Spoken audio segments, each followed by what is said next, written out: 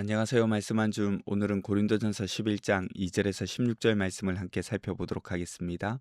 제가 먼저 본문을 읽을게요. 너희가 모든 일에 나를 기억하고 또 내가 너희에게 전하여 준 대로 그 전통을 너희가 지킴으로 너희를 칭찬하노라.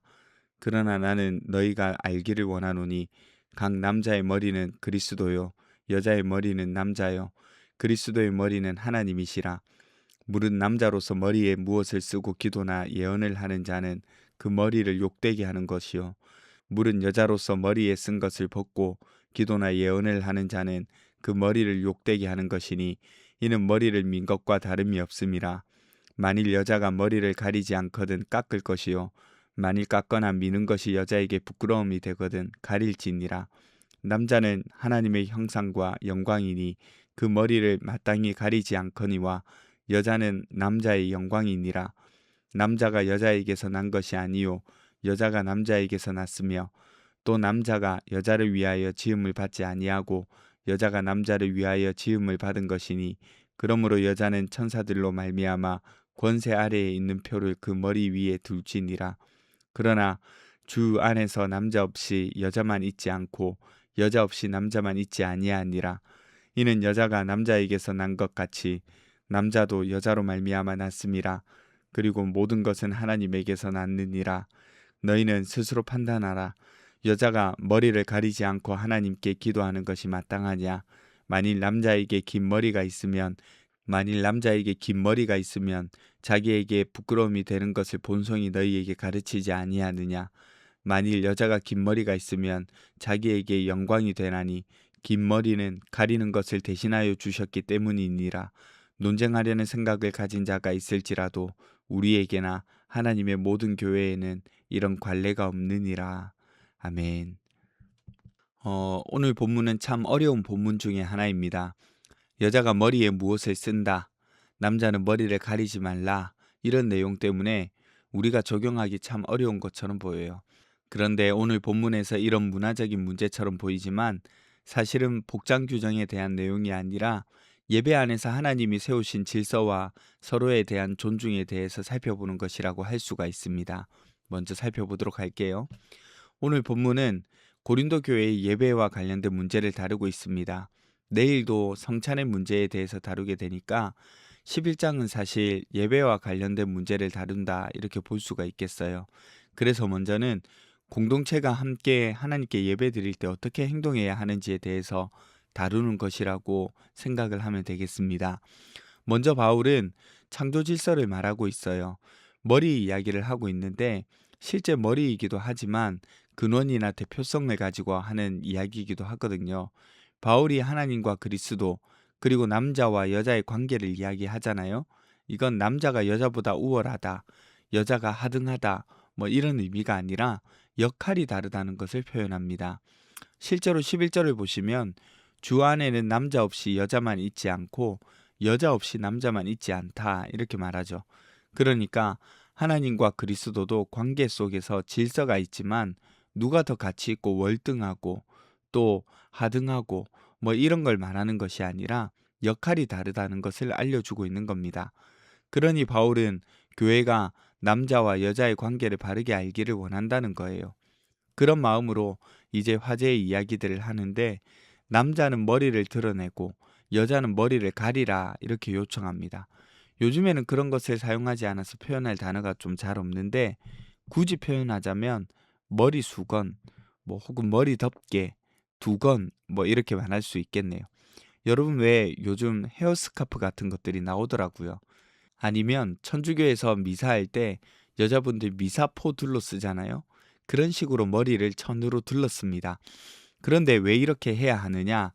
지금이야 단순한 패션이지만 당시 문화에는 결혼한 여성이 머리를 가리는 것이 정숙함의 표시였습니다. 또 머리를 드러내는 것은 수치스러운 것, 사회적인 질서를 거스르는 행동이었어요. 특히 기혼 여성이 공공장소나 예배 중에 머리를 가리지 않는 것은 결혼한 남편에 대한 존중이었거나 혹은 성적으로 부도덕하다는 뜻으로 받아들여지기도 했었습니다. 그래서 당시 여성들의 모습을 나타내고 있는 석고상을 보면 종종 머리에 수건을 둘러쓴 모양의 석고상이 등장하거든요.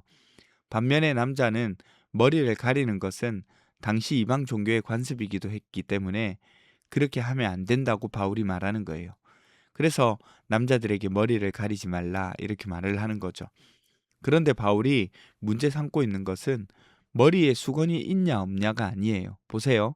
한 여자가 나는 남편에 대한 존중도 있고 성적으로 부끄럽지 않는데 왜 내가 머리를 가려야 하냐, 내 자유 아니냐 하고 말하면서 두건을 거뒀다고 생각해 봅시다.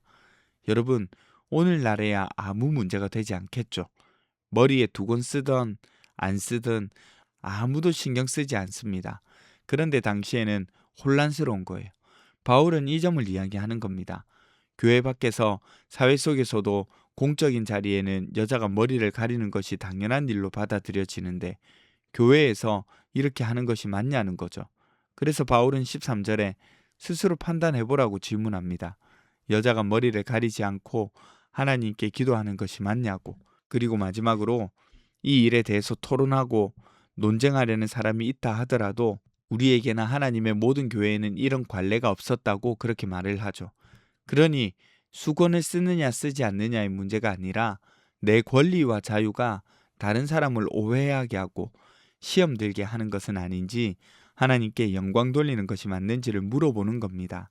10절 해석이 제일 어려운데 여러분도 무슨 말인지 궁금하실 거예요. 그러므로 여자는 천사들로 말미암아 권세 아래에 있는 표를 그 머리 위에 둘지니라. 천사가 뭐냐를 두고 학자들이 이야기했는데 세 가지 정도로 봅니다. 그야말로 천사, 영적 존재인 천사들이 교회의 예배를 지켜보고 있다는 거예요. 그래서 교회 공동체 역시 하나님이 세우신 질서와 단정함을 유지해야 한다는 뜻으로 보는 거죠.